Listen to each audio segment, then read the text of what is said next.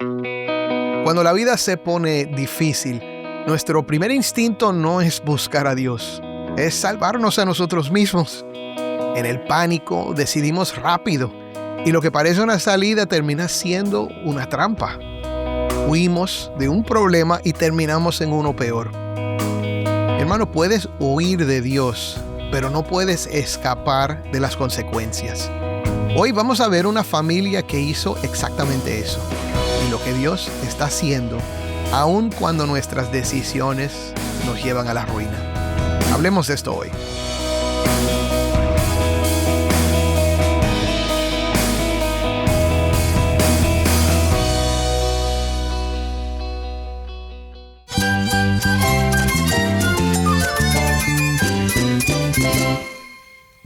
Cristo es mi todo. Cristo es el Rey del universo, es quien guía nuestras vidas. Él es grande y amoroso. Él es real. Solamente Jesucristo es nuestro Señor y Salvador. Es mi guía quien me fortalece. En Cristo Jesús hay esperanza, hay paz. Y nuestro Dios es un Dios de rescate. Estás escuchando El Faro de Redención. Cristo desde toda la Biblia, para toda Cuba y para todo el mundo.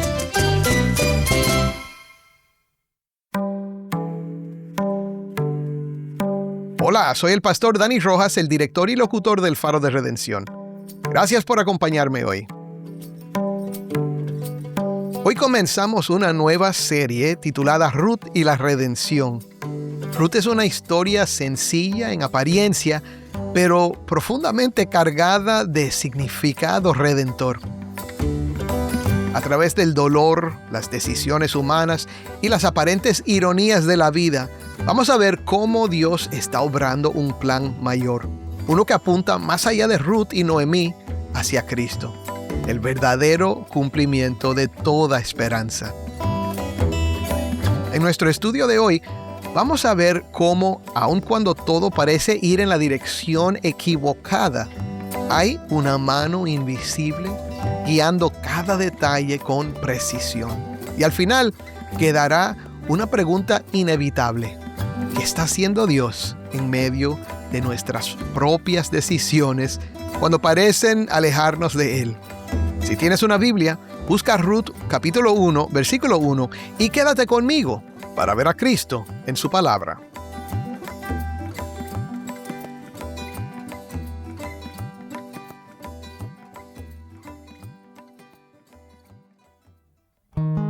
Vamos primero a nuestro segmento de preguntas y respuestas. Cada lunes contestamos una pregunta que recibimos de nuestra audiencia y esta pregunta llegó por Gabriel. Dice, quisiera entender un poco mejor este texto. Dice así, el espíritu del Señor se apartó de Saúl y un espíritu malo de parte del Señor le atormentaba. Para contestar la pregunta, vamos con nuestro colaborador en Bauta, Cuba, el pastor Uziel Abreu. Hola, Gabriel. Este texto resalta y demuestra ante todo la soberanía de Dios y su pleno control sobre todas las cosas. El pasaje declara que un espíritu malo venía de parte del Señor.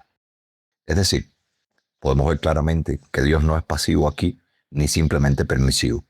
Más bien está actuando de manera directa, mostrando su control total. En el contexto, esto forma parte del juicio de Dios contra Saúl. Saúl era un rey que había perseverado en la desobediencia y evidenciado claramente su incredulidad. Ahora, este tipo de texto puede sorprendernos mucho, porque a veces nosotros al leer así, nos surge la pregunta, ¿cómo puede Dios, siendo bueno, enviar un espíritu malo? Y en ese intento de entenderlo, tratamos de justificar a Dios o explicarlo por lo menos de una manera que lo haga ver más bueno según nuestros propios criterios. Y eso no es necesario. La Escritura no suaviza esa tensión. Más bien, afirma con claridad que Dios gobierna sobre todas las cosas. Esto no significa que Dios sea el autor del mal, ni que esté manchado por ello. La maldad pertenece a las criaturas, no al Creador. Dios, en su santidad, usa incluso agentes malignos para cumplir sus propósitos justos sin participar en su maldad. A ver, es como un pintor que usa distintos colores en un cuadro según su propósito, sin que él mismo sea afectado por esos colores. De la misma manera, Dios usa incluso lo maligno conforme a su voluntad, sin que eso manche su naturaleza. Podemos ver un ejemplo claro, por ejemplo, en el libro de Job. Dios envía a Satanás y establece límites precisos sobre lo que puede hacer. Satanás actúa, pero siempre bajo la autoridad de Dios. La Biblia también afirma esta verdad en varios lugares. Por ejemplo, Daniel 4:35 dice: nadie puede detener su mano, la de Dios, ni cuestionar lo que hace. Isaías 14:27 dice: lo que Él determina, nadie lo puede frustrar. Entonces, aunque es fuerte, el texto nos enseña algo claro. Dios envía y usa toda criatura conforme a su propósito, incluso las malignas, como expresión de su justicia y de su control absoluto. Y aún así, la Biblia nos enseña que Él siempre, absolutamente siempre, permanece santo, justo y sin mancha. Esperamos haberte sido de mucha ayuda. Que Dios te bendiga. Gracias, Uziel. El lunes que viene contestaremos otra pregunta.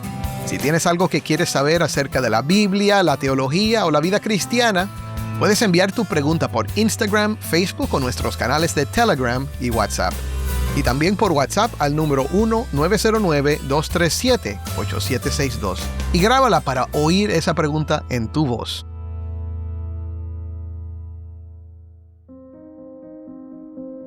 Una de las verdades que más me consuela en la vida es saber que Dios reina sobre todo. Me consuela porque es muy natural para nosotros tratar de vivir independientes de Dios, especialmente cuando la vida se pone difícil. Solemos buscar soluciones rápidas o convenientes sin buscar su dirección, y los resultados de esas acciones pueden ser, desastrosos. En mi propia vida, a veces he tomado decisiones por urgencia que aliviaron las cosas al principio, pero luego produjeron más dolor o dificultades. Y estoy seguro de que puedes identificarte con esto. Una mudanza impulsiva porque la vida se puso complicada, una relación abandonada porque no era fácil, o un negocio cuestionable porque hacía falta dinero rápido. Quizás sentiste alivio al principio, pero con frecuencia vienen más problemas. Pero te estoy hablando de consuelo hoy. Es un consuelo profundo para el creyente saber que ni nuestras decisiones impulsivas y pecaminosas pueden frustrar los planes de Dios.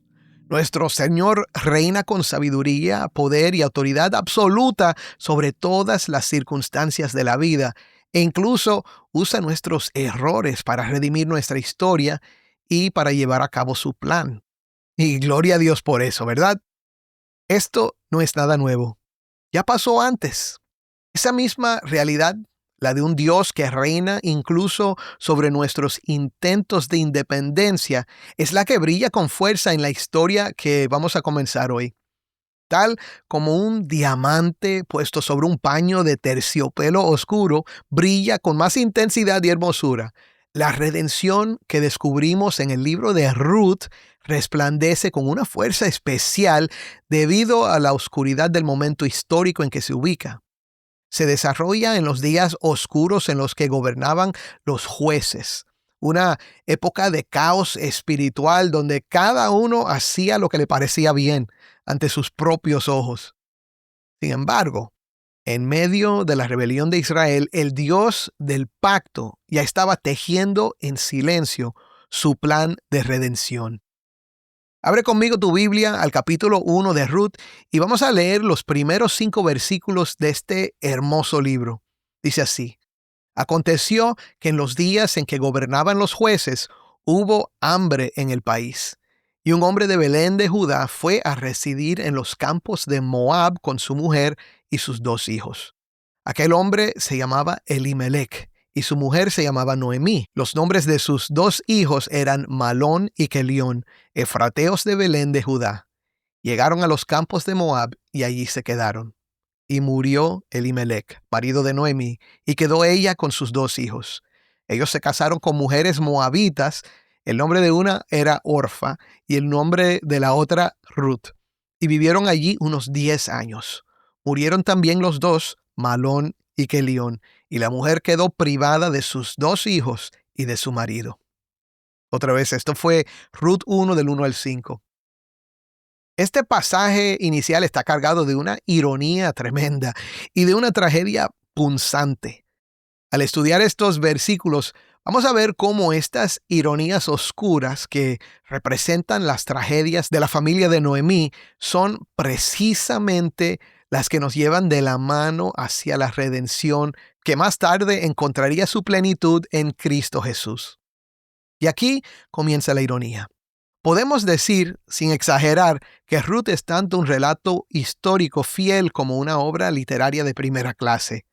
Aunque no sabemos quién fue el autor humano, sabemos por la mención de David al final del libro que fue escrito después de que él tomara el trono, unos 1000 años antes de Cristo. El autor soberano detrás de cada palabra es el Espíritu Santo. Él orquestó no solo la composición del libro, sino también los eventos históricos y los nombres mismos de los actores en esta drama, llena de intriga, suspenso y victoria para el gran plan de salvación. La primera ironía se centra en un lugar llamado Casa de Pan, donde paradójicamente no hay pan. En el versículo que leímos dice: hubo hambre en el país y un hombre de Belén de Judá fue a residir en los campos de Moab con su mujer y sus 2 hijos. Ahora, ¿qué viene a tu mente al leer el nombre de la ciudad de Belén? Nuestras mentes viajan de inmediato a la historia de la Navidad de Cristo, el Hijo de Dios, nacido en ese mismo lugar. Por esta razón, el libro de Ruth es una verdadera obra maestra. Posee múltiples niveles de simbolismo y significado, tanto para sus primeros lectores como para nosotros, que leemos esta historia 2000 años después de la cruz. Pero fíjate en esto. Para quienes leyeron este libro por primera vez, la conexión inmediata era con el rey David. El primer libro de Samuel, en el capítulo 7, versículo 12, nos recuerda que David era hijo de aquel efrateo de Belén de Judá. Este detalle es crucial para el clímax de la historia que vamos a estudiar más adelante. Sin embargo, en este punto del relato, la ironía es muy intensa. No hay pan en la casa de Pan, sino hambruna. Ahora, esto es importante. Bajo el antiguo pacto de Dios con Israel, la escasez y el hambre eran indicadores claros del juicio de Dios sobre su pueblo.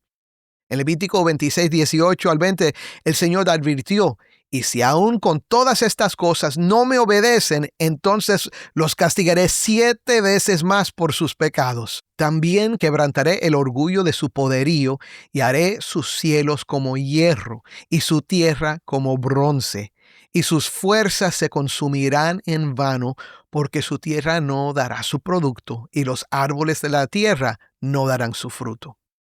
Otra vez, el contexto de nuestra historia es la época de los jueces, donde cada uno hacía lo que bien le parecía, y nos hace ver una verdad ineludible. El hombre puede intentar trazar su propio rumbo, pero no hay camino que escape al reinado de un Dios soberano. Él gobierna tanto a su pueblo como al mundo entero con absoluta justicia. Ahora, quiero ser claro. Nosotros no vivimos bajo ese antiguo pacto, pero la verdad sigue siendo la misma. Podemos intentar vivir una vida que ignore a Dios, pero eso no nos libra de la realidad de su existencia. Dios ve, Dios está presente y la rebelión contra su diseño siempre trae consecuencias. Ahora, mi hermano, fuimos creados para florecer en su presencia, pero a causa del pecado, nuestras vidas se marchitan cuando nos alejamos de la fuente de la vida. Esta realidad es la que vemos vívidamente en la siguiente ironía de nuestra historia. Ya vimos la primera ironía: escasez en la casa de Pan, en Belén. Ahora, nos encontramos con la segunda. Un hombre cuyo nombre proclama Dios es mi rey, pero cuya vida rechaza ese mismo reinado. El versículo continúa diciendo: y un hombre de Belén de Judá fue a residir en los campos de Moab con su mujer y sus 2 hijos. Aquel hombre se llamaba Elimelec. Elimelec proviene de las raíces hebreas Elí, mi Dios, y Melec, rey. Su nombre era una confesión de fe. Mi Dios es rey. Este detalle es un recordatorio de cuánto nos beneficia profundizar en el estudio de la palabra en sus idiomas originales. Ahora, esto no significa que no podamos conocer a Dios profundamente a través de nuestras traducciones. Claro que podemos, ¿verdad? Y debemos hacerlo. Pero, si eres un pastor, escúchame. Haz todo lo posible por profundizar en las lenguas originales, mi hermano. Y a ti, estudiante de seminario, ten ánimo. Tus esfuerzos por comprender el hebreo y el griego no son en vano. Son herramientas que abren ventanas de luz sobre la riqueza de la palabra de Dios. Ahora, aquí vemos el núcleo de la tragedia. Elimelec, cuyo nombre proclama que Dios es mi rey, decide rechazar ese reinado en la práctica. Ante la escasez en Belén, toma a su familia y se dirige a los campos de Moab. Moab no era simplemente un país vecino, era tierra enemiga. Y este viaje no fue solo un cambio de residencia, sino un acto de impenitencia.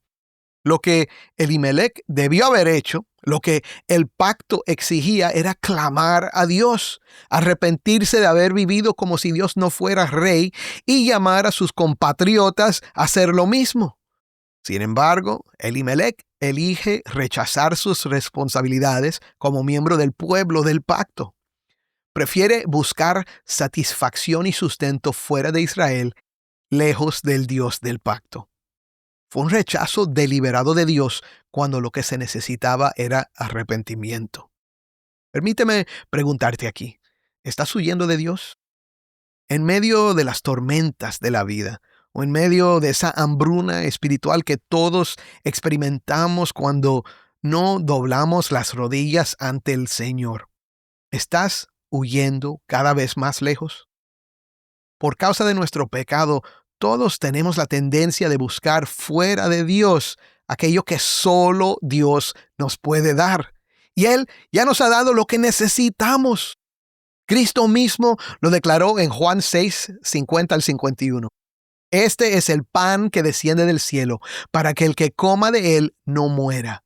Yo soy el pan vivo que descendió del cielo. Si alguien come de este pan, vivirá para siempre. Y el pan que yo también daré por la vida del mundo es mi carne. Cristo, nacido en Belén, en la casa del pan, es el pan del cielo que satisface nuestra hambruna espiritual. Pero este alimento solo satisface a quien deja de huir. Solo sacia a aquel que corre hacia Cristo, se aferra a Él y recibe por fe el pan que da vida, su sacrificio en la cruz del Calvario. Cristo vino para saciar nuestra hambre profunda y por eso debemos buscar satisfacción y vida únicamente en Él. La impenitencia y la huida solo producen muerte, pero mediante la fe y el arrepentimiento recibimos en Él la vida eterna.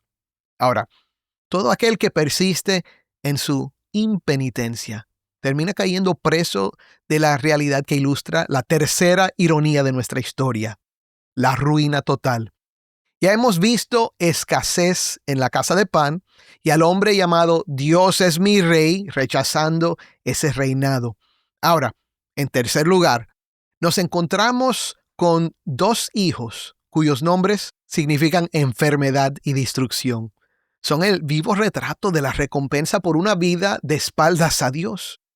El relato nos dice los nombres de sus 2 hijos eran Malón y Kelión. Y murió Elimelec, marido de Noemí, y quedó ella con sus 2 hijos. Ellos se casaron con mujeres moabitas y vivieron allí unos 10 años. Murieron también los 2, Malón y Kelión, y la mujer quedó privada de sus 2 hijos y de su marido. Ahora, Malón y Kelión significan respectivamente enfermo y extenuación o destrucción. Estos jóvenes siguieron el ejemplo impenitente de su padre. se establecieron en Moab y se unieron en matrimonio con mujeres moabitas, ignorando la instrucción de Deuteronomio 23 que prohibía a los israelitas buscar la paz y la prosperidad de ese pueblo idólatra. Sus vidas y sus finales ilustran perfectamente lo que Romanos 6:23 nos advierte. La paga del pecado es muerte. Elimelech muere, Malón muere, Kelión muere. Mi hermano, la rebelión solo produce vacío. Y amigo que me escuchas, si aún sigues rechazando a Dios y persistiendo en hacer lo que te parece bien ante tus propios ojos, yo te advierto con amor. Ese camino solo tiene un destino. La recompensa del pecado es la muerte, pero Cristo ofrece vida eterna. Ven a Él y vas a hallar la plenitud que el mundo no te puede dar. Ahora, antes de concluir esta parte, es muy importante ubicarnos en el tiempo histórico de este libro. Aunque las costumbres de Ruth nos parezcan arcaicas o distantes, vivimos en un contexto sorprendentemente similar al de aquel entonces. Las primeras palabras del libro nos dan la clave. Aconteció que en los días en que gobernaban los jueces.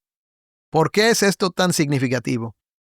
En el orden de nuestras Biblias, Ruth aparece inmediatamente después del libro de Jueces. Y el último versículo de Jueces describe el panorama de la siguiente manera.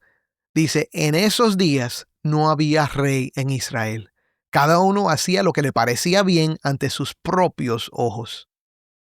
Ahora, estamos ante una sociedad fragmentada, sin un norte moral claro y sumida en el relativismo espiritual.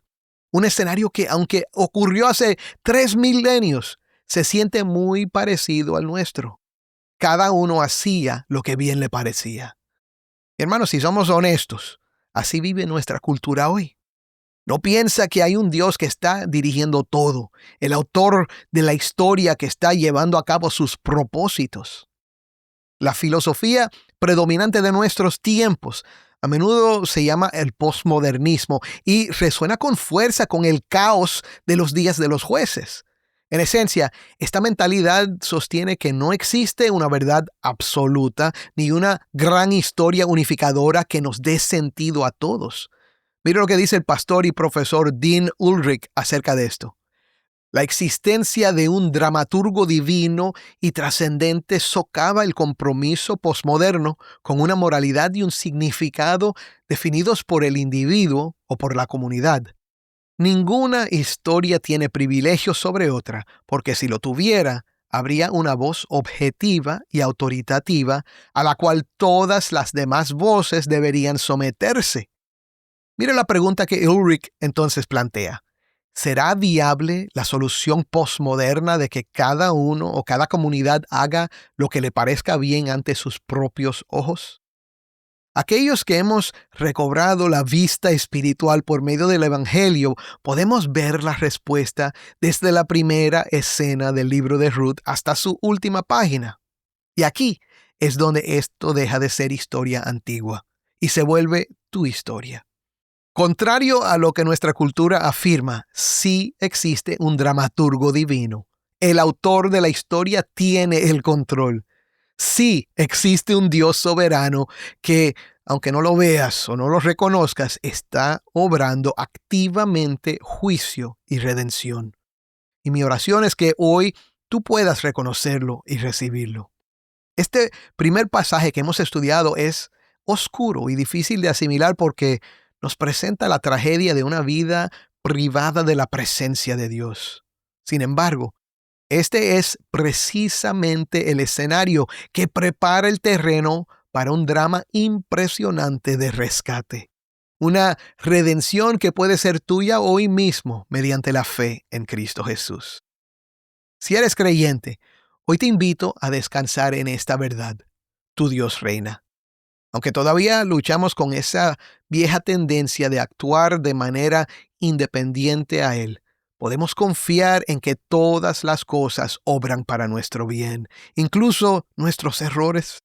Dios tiene el poder de redimirlo todo. Ahora, No tomes esto como una excusa para tu pecado o para seguir actuando con urgencia e impulsividad. Al contrario, úsalo como una razón para descansar en Él. El que comenzó la buena obra en ti, la perfeccionará hasta el fin. Y si ahora mismo estás enfrentando la tentación de tomar el control por tu cuenta, aférrate al Dios del pacto y sé fiel. Pero si ya estás viviendo con las consecuencias de tus malas decisiones, arrepiéntate hoy y confía en que Él aún se glorificará en tu vida porque Él es bueno. Y si todavía no has creído, te invito a considerar seriamente lo que has oído. Si has vivido independientemente de Dios, por más bueno que te creas o más sinceras que hayan sido tus intenciones, estás en un camino que conduce inevitablemente a la muerte. Pero hoy, a través de este predicador, mi amigo, Dios te está llamando al arrepentimiento y escúchame bien, te está llamando a la vida. Cristo murió por tus rebeliones y resucitó para justificarte si pones hoy tu fe en Él. Cristo reina con poder sobre todo el universo y te ofrece perdón y vida eterna. Te invito a creer. No es demasiado tarde para que Dios cambie tu destino y redima toda tu historia para su gloria y para tu bien eterno. Créelo. Amén.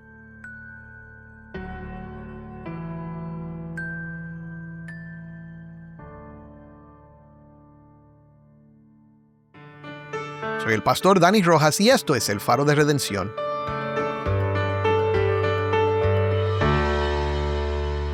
Hermano, hoy hemos visto que incluso cuando caminamos lejos y tomamos decisiones marcadas por nuestra propia urgencia, Dios no deja de reinar, ni de obrar con propósito. La realidad es clara. Fuera de Él hay vacío, pero en Cristo hay vida, perdón y redención, aun para lo que parece perdido. Te invito a dejar de huir, a volver tu corazón a Él y a confiar en aquel que puede transformar tu historia desde hoy. Oremos. Padre, te damos gracias por todo lo que estamos viendo en este texto maravilloso. Señor, te doy gracias por la historia de Ruth y por estos momentos que hemos pasado juntos pensando en lo que esto significa. Padre, te pido que hoy tu palabra llegue con poder a cada corazón. Padre, para los que hemos vivido el fruto de la desobediencia, a pesar de que creemos en ti, perdónanos, Señor. Danos un arrepentimiento verdadero y ayúdanos a descansar en ti, recibiendo tu perdón y confiando en ti para el futuro.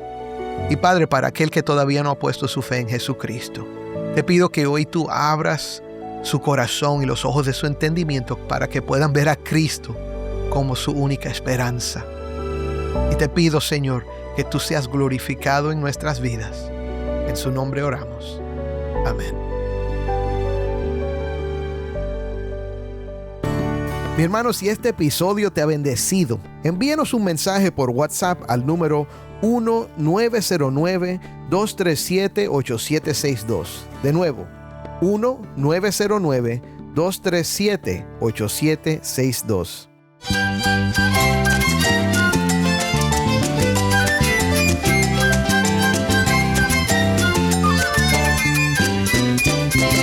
Soy el pastor Dani Rojas. Te invito a que me acompañes mañana en esta serie Ruth y la Redención. El Faro de Redención. Cristo desde toda la Biblia para toda Cuba y para todo el mundo.